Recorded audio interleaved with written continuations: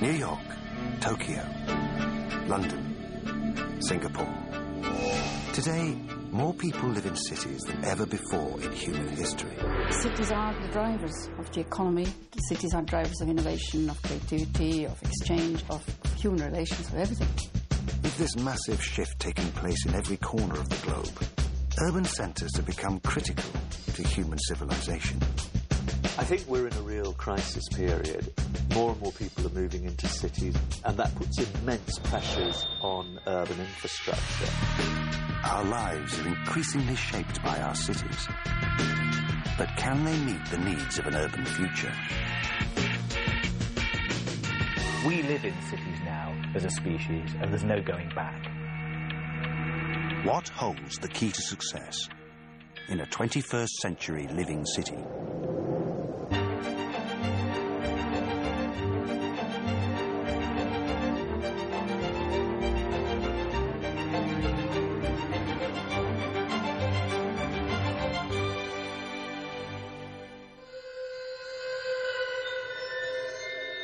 The city. Throughout history, it has captured the imagination. It's a symbol of our evolution and a promise of our potential.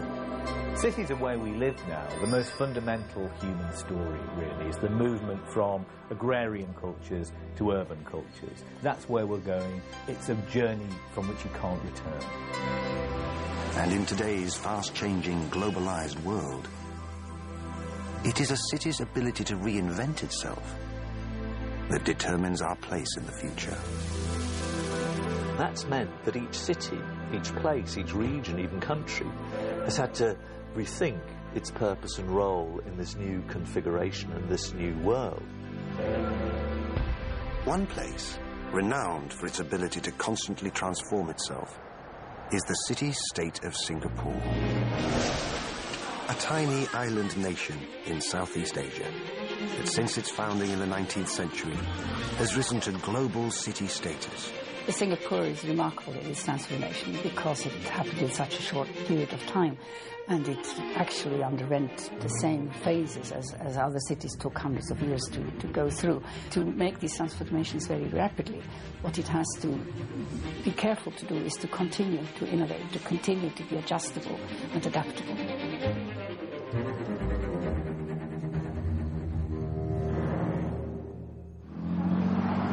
During its beginnings as a British colony, Singapore was a bustling free trade port. The Singapore River was its main artery, the lifeblood of its economy. Even today, it remains the historical and symbolic heart of the country, its iconic skyline reflecting the state of the nation. But today, the river's mouth at Marina Bay is set for yet another dramatic transformation.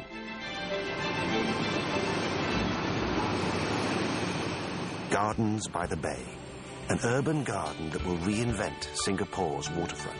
Singapore's got this amazing legacy of being a garden city, and definitely there's the idea that it's now moving towards a city in a garden.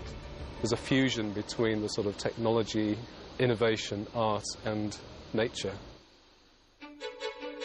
Gardens by the Bay will cover over 100 hectares, with 10,000 varieties of plants in the world's biggest glasshouses, defining Singapore as a premier tropical garden city. At the core are ambitious feats of urban landscape design. The super trees, vertical gardens as tall as 55 meters, equipped with solar panels and a rainwater catchment system. 2 huge conservatories will recreate a temperate climate in the heart of the tropics.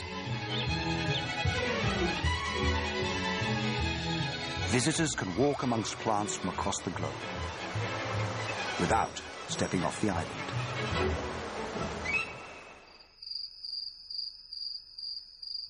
I think Gardens by the Bay is a very interesting take on nature and on green space in the city. It is kind of leading in the idea of greenery and urban greenery, a new type of greenery brought back to the city center. Something we haven't seen enough in high-density scenarios. Those cities will have to come here and learn from that and do it in their own way, find their own solutions for a city in a garden.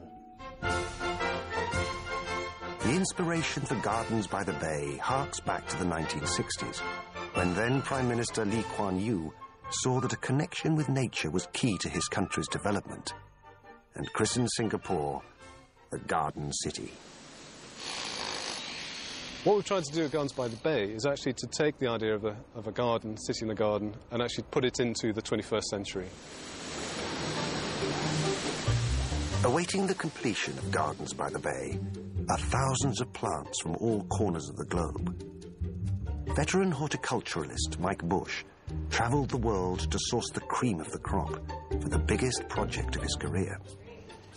Our team has traveled to every continent except for Antarctica, and plants have come back from each one of those. I've done some other conservatories, but they're just almost like a thimbleful compared to this project here. It's certainly one of the, if not the finest, it's got to be one of the one or two finest horticultural projects going on our planet right now. Grapevines from the Mediterranean. Endangered pine trees from Australia. Many of the plants here would not survive in Singapore's tropical heat. The plants are now kept in prototype glasshouses, testing grounds for recreating the optimum conditions. We're looking at maximum temperatures of about 25 or 7 degrees, and then daytime lows at 15 or 16. And then once a quarter of the year, we can also lower the temperatures to about 11 or 12 at night. This is made possible by striking a difficult balance, letting in as much light but as little heat as possible. With a retractable shading system and high-performance glazing, the glass protects against the harsh sun. The interior is cooled sustainably using solar power and biofuel from tree waste. So we have to be very clever the way we integrate greenery. It is about the combination of the contemporary latest technology with nature coming together in a project like Gardens on the Bay, where Singapore is really leading and showing us how to do. Those are outstanding, fantastic projects, and we're going to have more of them. The most livable cities must transform with the times, ultimately to enhance the everyday lives of their people. The ongoing evolution of Singapore keeps it poised for impact as a dynamic 21st century metropolis. Adapting to change, it looks to forge its identity as a true living city.